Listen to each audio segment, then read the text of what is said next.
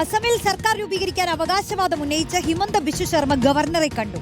BJP MLA-മാർ ഐക്യകണ്ഠേന ഹിമന്ത ബിശ്വ ശർമ്മയെ പാർലമെന്ററി പാർട്ടി നേതാവായി തിരഞ്ഞെടുത്തതിന് പിന്നാലെയാണ് കൂടിക്കാഴ്ച. നോബൽ മാരിക്കാരൻ ചേരുന്നു. നോബൽ, സർക്കാർ രൂപീകരണവുമായി ബന്ധപ്പെട്ട് സത്യപ്രതിജ്ഞ ഇതൊക്കെ അടുത്ത നിമിഷങ്ങളിൽ ഉണ്ടാകുമോ? അസമിലെ സർക്കാർ രൂപീകരണവുമായി ബന്ധപ്പെട്ട് ഏറ്റവും പുതിയ വിവരങ്ങൾ എന്താ?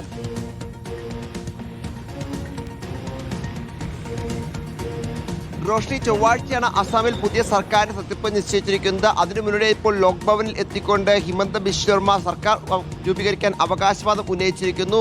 കൃത്യമായ ഭൂരിപക്ഷ സർക്കാരുണ്ട്. BJPക്ക് വലിയ വിജയമാണ് ഇത്തവണ അസാമിൽ ഉണ്ടായിരിക്കുന്നത്. ആ പശ്ചാത്തലത്തിൽ മറ്റു പ്രശ്നങ്ങൾ ഇല്ല. ഇന്നിപ്പോൾ നിയമസഭാ കക്ഷിയോഗം ചേർന്നു. കേന്ദ്ര ആരോഗ്യമന്ത്രി JP നദ്ദ, ഹരിയാന മുഖ്യമന്ത്രി നയാബ് സിംഗ് സൈനി അടക്കമുള്ള ആളുകൾ കേന്ദ്ര നിരീക്ഷകരായി എത്തിയ ഈ യോഗത്തിൽ ഹിമന്ത ബിശ്വ ശർമ്മയെ തന്നെ വീണ്ടും അവിടുത്തെ മുഖ്യമന്ത്രിയെയും നിയമസഭാ കക്ഷി നേതാവായി തെരഞ്ഞെടുക്കുകയായിരുന്നു. ഇന്നിപ്പോൾ ലോക് ഭവനിൽ എത്തി ലക്ഷ്മൺ ആചാര്യ ഗവർണറുമായി അദ്ദേഹം കൂടിക്കാഴ്ച നടത്തിയിട്ടുണ്ട്.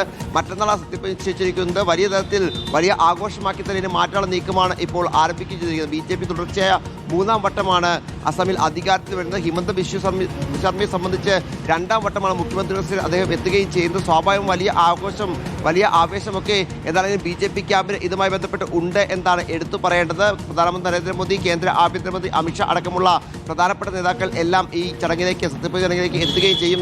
മറ്റന്നാളാണ് സത്യപ്രതിജ്ഞ ചടങ്ങ് നിശ്ചയിച്ചിരിക്കുന്നത്. അതേസമയം കോൺഗ്രസിനെ സംബന്ധിച്ച് വലിയ പരാജയമാണ് ഉണ്ടായത്. പരാജയ കാരണം കോൺഗ്രസ് പഠിച്ചു തുടങ്ങിയെന്ന് നേതാക്കൾ അറിയിക്കുന്നു. പരാജയത്തിന്റെ എല്ലാ ഉത്തരവാദിത്വം ഏറ്റെടുക്കുന്നു എന്ന് ഗൗരവ് ഗൊഗോയ് അറിയിച്ചിട്ടുണ്ട്. സംസ്ഥാനത്ത് കോൺഗ്രസ് പുനഃസംഘടന അടക്കം നടക്കാൻ പോകുന്നു എന്നാണ് അറിയാൻ കഴിയുന്നത്. വലിയ പൊട്ടിത്തെറിയടക്കം കോൺഗ്രസിൽ ഇനിയും ഉണ്ടാകും എന്ന പ്രതീക്ഷയും പല കോണുകളിൽ നിന്ന് ഉയരുന്നുണ്ട്.